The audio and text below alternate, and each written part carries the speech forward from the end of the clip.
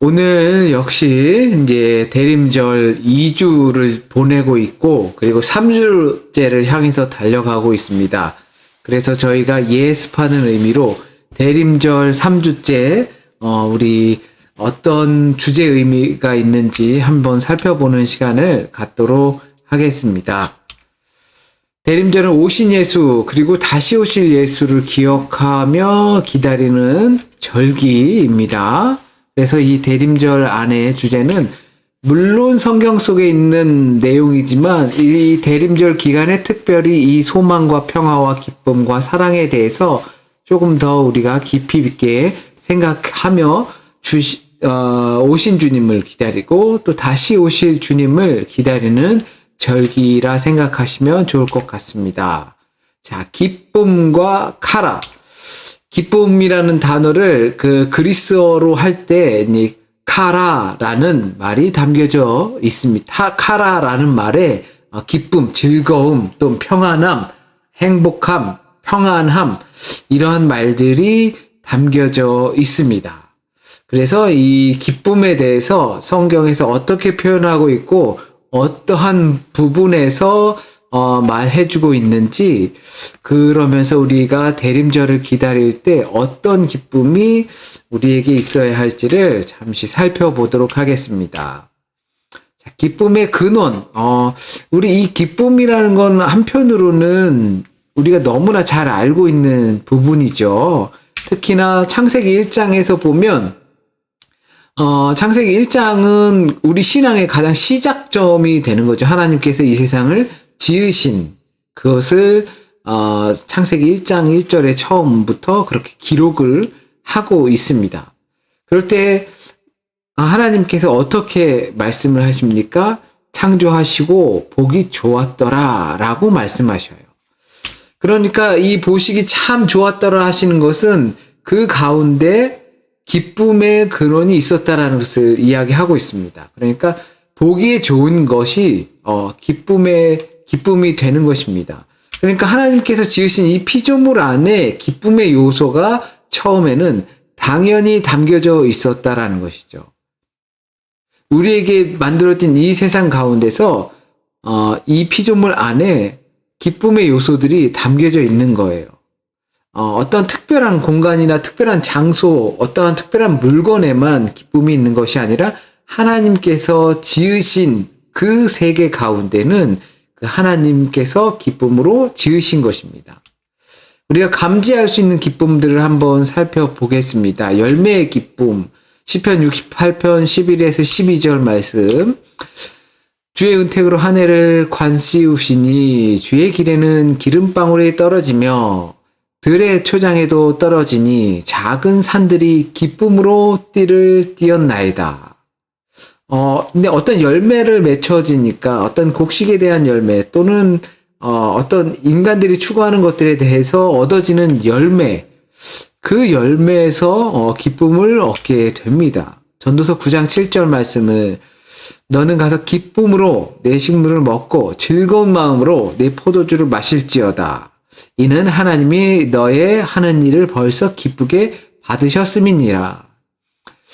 이 일반적인 것에 우리가 하는 일을 통해서 하나님께서 벌써 기쁨을 받으셨다는 겁니다. 그렇기 때문에 우리가 기쁘게 먹고 또한 마실 수 있게 되는 것입니다.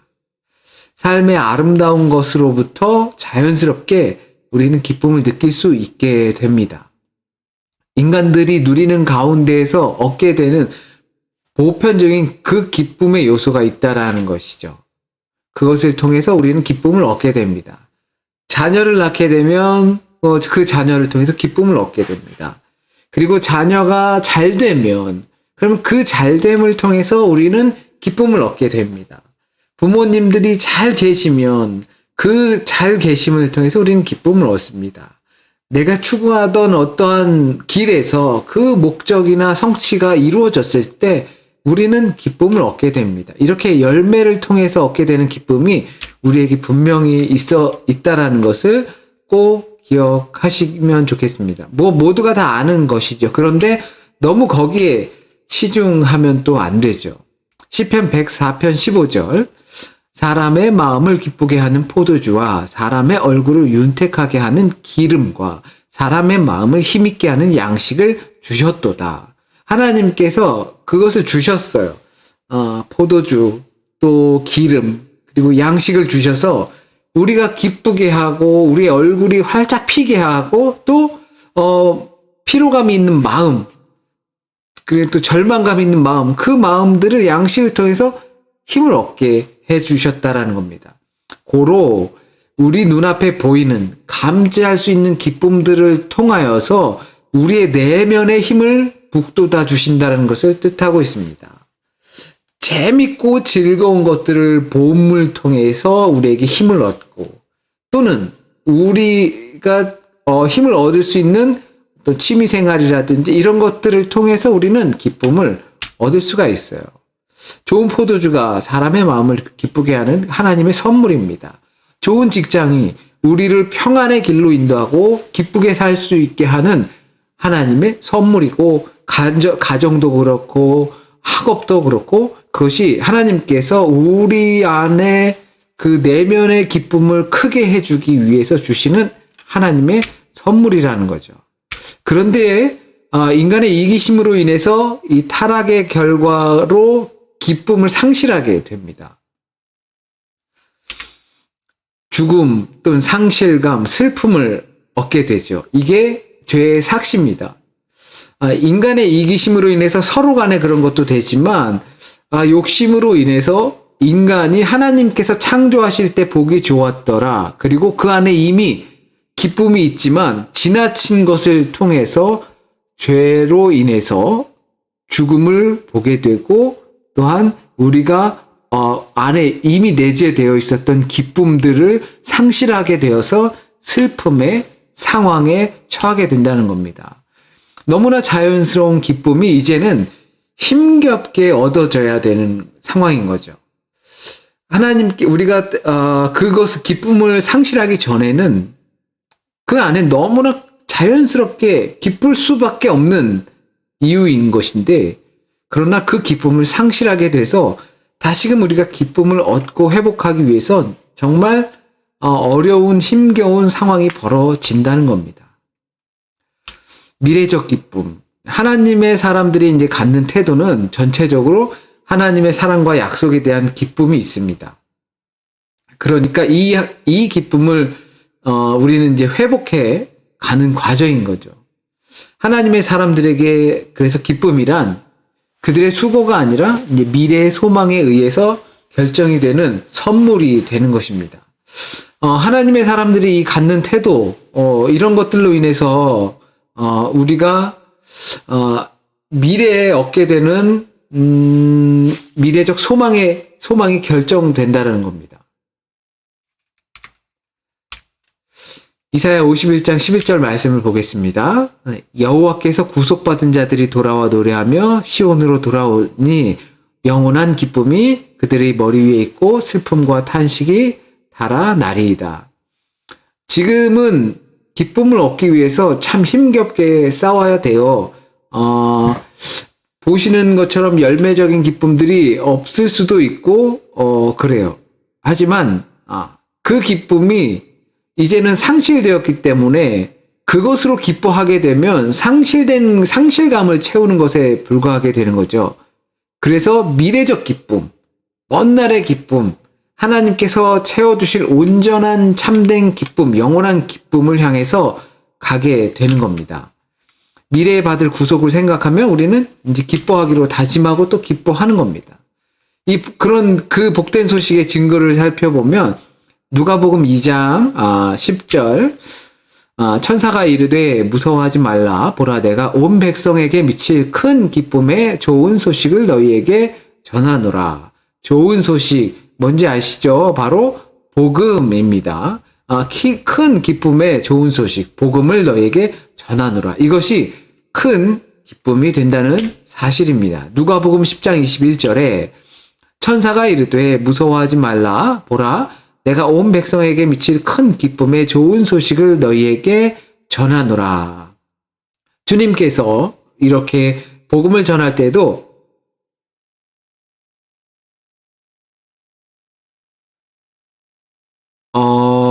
잠시만요. 우리 연집사님께서 무슨 글을 올려주셨는데 글이 잘 안 보이시나 봐요. 이게 화면에 자판을 완전히 보여주시면 감사하겠습니다. 이게 글자가 다 안 보이시나요, 혹시? 혹시 잘리는 부분들이 있어서 그러실 네. 수도 있는 것 같은데, 네. 네? 여태까지 계속 그랬어요. 예배 볼 때마다.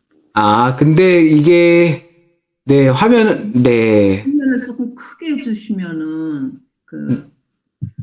네, 아이고, 네, 혹시 이게 아마 가지고 있는 태블릿이나 컴퓨터 화면에서 가생이 부분들이 잘리거나 그럴 수는 있을 것 같거든요. 근데 제가 지금 보는 컴퓨터 화면에선 이 화면이 전체가 다 보여서, 예, 맞아요. 모르기도 했어요.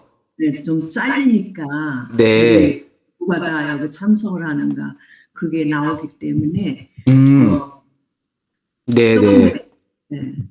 그러면 제가 조금 더 천천히 하면서, 이 말씀을 읽어 드리도록 할게요. 네. 이제 누가복음에서도 이 큰 기쁨의 좋은 소식을 전할 때 하나님 나라를 선포하실 때 이제 하나님의 기뻐하심을 같이 선포하는 거죠. 곧 복음이 선포되는 그 자리에 큰 기쁨이 채워지게 된다라고 우리는 볼 수가 있습니다. 사도행전 13장 52절, 사도행전 13장 52절 우리 말씀을 보면요. 제자들은 기쁨과 성령이 충만하니라 라고 말씀하고 있습니다. 그 제자들의 모습 속에 어떤 것이 있다고요? 이제 기쁨과 성령이 충만하다라고 하는 것입니다. 그러니까 그리스도인들, 처음 초기 그리스도인들을 통해서 보여진 것이 무엇이냐면 기쁨으로 충만한 사람들이에요. 곧 그것이 성령이 아니면 채워질 수 없는 것이었죠.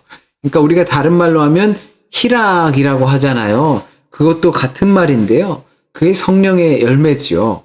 그래서 초기 그리스도인들에게서 나타나는 그 복음을 받은 사람의 증거, 예수 그리스도의 복음을 받은 사람의 증거가 기쁨으로 표현된다는 것을 사도행전을 통해서 좀 볼 수가 있습니다. 이제 빌립보서 1장 25절, 빌립보서 1장 25절에 바울이 이렇게 기록을 하고 있어요. 내가 살 것과 너희 믿음의 진보와 기쁨을 위하여 너희 무리와 함께 거할 이것을 확실히 아노니 라고 기록하고 있습니다. 또 빌립보서 3장 1절 말씀을 보시면요. 끝으로 나의 형제들아 주 안에서 기뻐하라. 너희에게 같은 말을 쓰는 것이 내게는 수고로움이 없고 너희에게는 안전하니라. 그러니까 바울이 이와 같은 기뻐하라 또 기쁨을 위하여라는 표현을 반복적으로 썼다라는 것이죠. 하지만 우리가 이 바울의 상황을 잘 알고 있죠. 빌립보서도 역시 옥중에서 쓴 편지라는 겁니다. 그래서 이 옥중 편지 가운데에서 있으면서 너희에게 기쁨을 전한다. 그리고 주 안에서 기뻐하라. 내가 이렇게 자꾸 기쁘다 말하는 것이 전혀 수고롭지 않다. 그러니까 이건 다르게 표현하면 전혀 억지로가 아니다라고 하는 이해할 수 있어요. 그러니까 복음을 받은 자들에게 나타나는 표현, 그 기쁨이 얼굴에 가득한데요. 그리고 그것이 당연한 것으로 여겨지는 거죠. 그 기쁨이 당연하게 되는 것은 하나님께서 이 세상을 지으실 때 기쁨을 상실하기 전의 모습이 되는 것이죠. 그것이 예수 그리스도의 복된 소식, 복음을 접한 이들에게서 나타나는 증거라는 것입니다. 그래서 이제 기뻐하라, 주 안에서 기뻐하라라고 명령을 하죠. 마태복음에서 예수께서도 5장 12절, 마태복음 5장 12절에서 기뻐하고 즐거워하라. 하늘에서 너희의 상이 큼이라. 너희 전에 있던 선지자들도 이같이 박해하였느니라. 이런 어려움이 당해지고 이제 팔복이라는 우리가 익히 잘 알고 있는 복 있는 자는 이 복 어떻게 하면 복을 받고 어떻게 하면 천국이 너희 것이 될 것이고 이것들을 예수께서 설명하실 때 마지막 부분에 기뻐하고 즐거워하라 라고 말씀하고 계십니다. 어떤 어려운 상황 속에서도 그런 그 팔복의 기준을 따라서 살아갈 때 그럴 때에 너희들은 당연히 기뻐해야 한다라고 기쁨을 명령하고 계십니다. 또 데살로니가 전서 5장 16절에서 18절 말씀. 데살로니가 전서 5장 16절에서 18절 말씀. 우리에게 너무나 익숙한 말씀이죠. 항상 기뻐하라. 쉬지 말고 기도하라. 범사에 감사하라. 이는 그리스도 예수 안에서 너희를 향하신 하나님의 뜻이니라. 여기서 이렇게 표현하고 있어요. 항상 기뻐하라. 바울이 또다시 이야기를 하고 있어요. 항상 기뻐하라. 그리고 범사에 감사하라. 명령문이기도 하죠. 명령문이고 또 당연한 말의 표현이기도 합니다. 이렇게 복음을 접한 이들에게 예수 그리스도의 구원을 통해서 미래적 기쁨을 보고 가는 이들에게 말해주고 있어요. 기뻐해야 한다라고. 기뻐하라. 그렇다면 우리는 슬퍼하지 말라는 건가요? 그 기뻐하라는 명령 당연히 알 것 같고 이해는 되지만 그러면 슬픈 일이 있는데 슬퍼하지 말라는 걸까요? 우리 한국에서 얼마 전에 아주 끔찍한 참사가 있었죠. 근데 그 가족들이 만약에 거기에서 그리스도인들이 있을 때 그리스도인들이기 때문에 기뻐하라 했으니까 슬퍼하지 말고 또 애도하지 말고 뭐 그래야 하는 걸까요? 억지로 기뻐하라는 걸까요? 그러니까 내 안에는 슬픔이 있지만 난 그리스도인이야. 그리고 성경 말씀이 기뻐하라고 명령했어. 그러니까 나는 기뻐해야 돼. 억지로 기뻐할 수 있을까요? 그런 것들이 아니라 기뻐지는 것이라는 거죠. 내 안에 슬픔이 있을 때 우리가 시편을 잘 묵상하고 있으면서 너무나 잘 알잖아요. 막 분노하고 저 사람들 복수해달라고 하고 탄식하고 울부짖고 하나님 앞에서 그렇게 한단 말이에요. 그런데 대부분의 그 시편의 마지막들은 하나님께 찬송을 돌리고 감사하며 마치는 부분들이 너무나 많습니다. 그러니까 기뻐지는 것이죠. 왜 기뻐지겠습니까? 하나님께서 나와 함께 하시고 그리고 그 복음이 나를 살리고 있다라는 것을 마음속으로 깨달았기 때문에 기뻐지는 것이죠. 기뻐하라라고 명령했지만 이 신앙이 우리의 삶에 깊이 자리 잡아서 기뻐지는 상황이 되기를 바라는 것입니다. 그 기쁨의 이유는 요한복음 15장 11절에 내가 이것을 너희에게 이름은 내 기쁨이 너희 안에 있어 너희 기쁨을 충만하게 하려 함이라. 요한복음 15장 11절에 내가 이것을 너희에게 이름은 내 기쁨이 너희 안에 있어 너희 기쁨을 충만하게 하려 함이라. 우리 안에 주님의 기쁨이 있다라는 겁니다. 우리 안에 주님의 기쁨이 있어요. 우리 안에 주님께서 함께 하셔요. 그렇기 때문에 그 기쁨을 충만하게 하려고 주님께서 오신 거예요.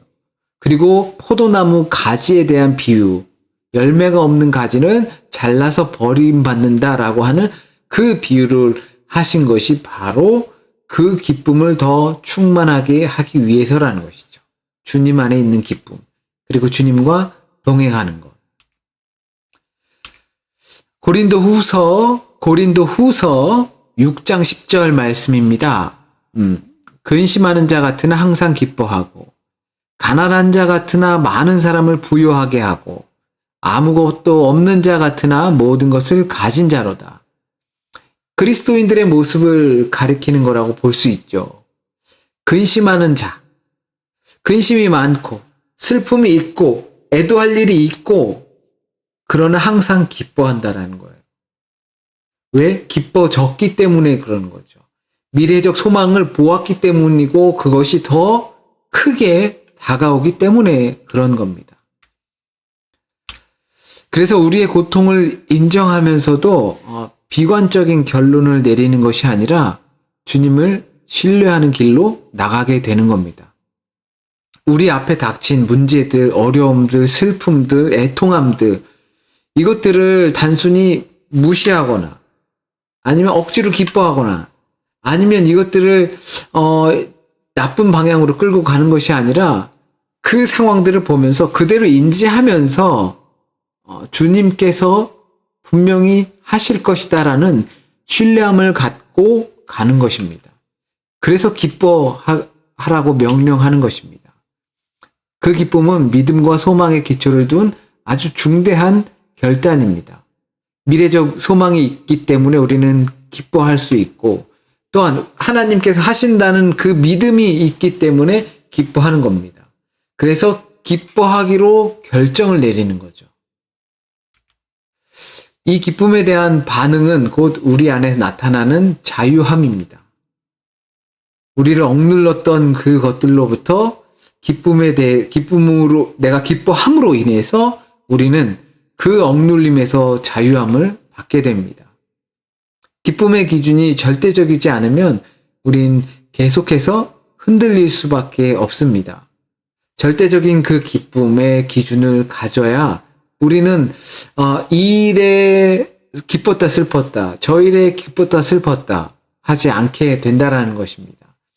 당연히 성경에서도 말씀하신 것처럼 우리에게 보여지는 감지되는 기쁨들이 있습니다.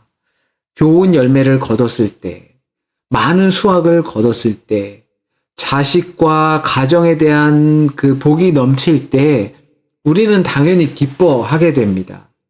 그러나 이 상실된 기쁨을 반복하게 되면 우리는 거기서 기준이 없는 기쁨을 살아갈 수밖에 없게 된다는 거죠.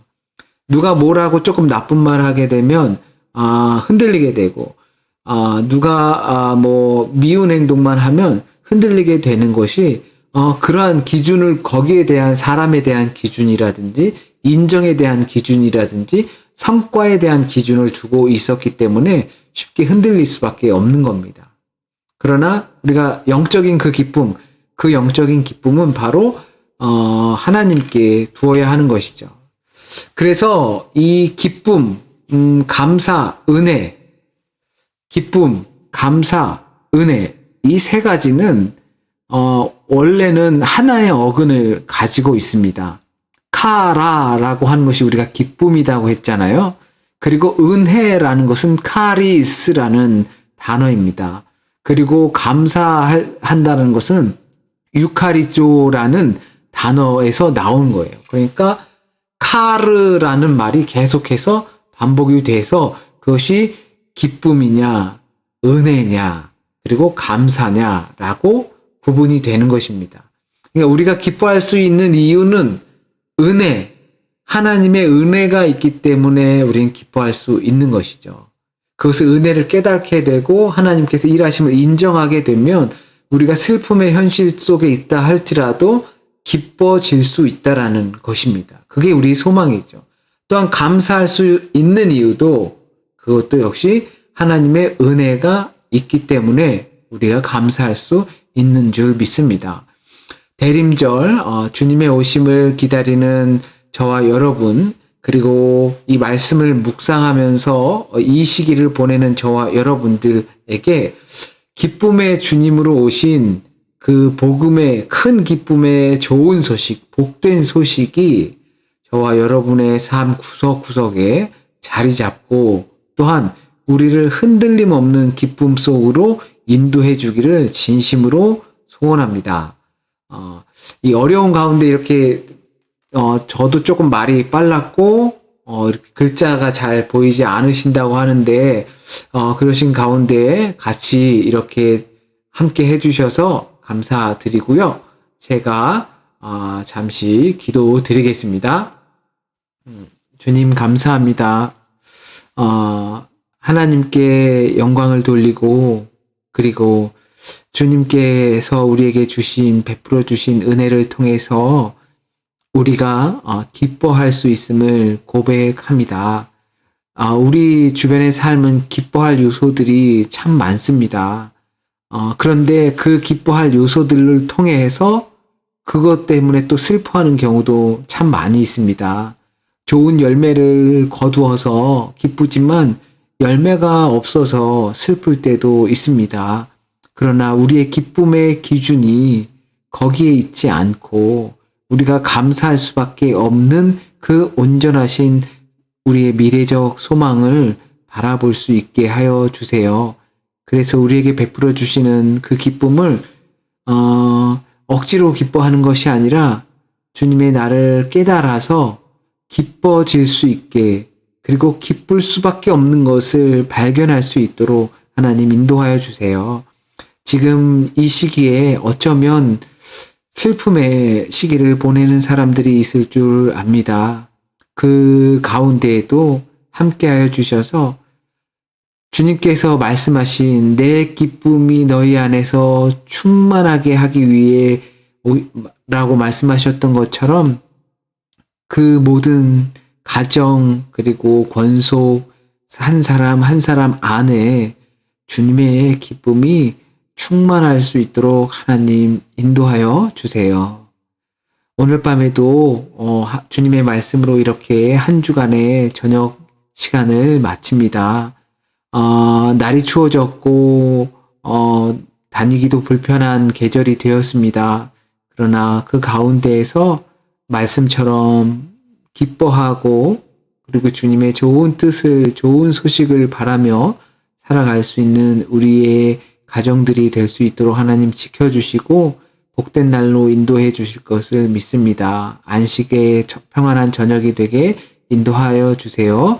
모든 말씀 우리 주님 예수 그리스도의 이름으로 기도드립니다. 아멘. 네, 감사합니다. 잠시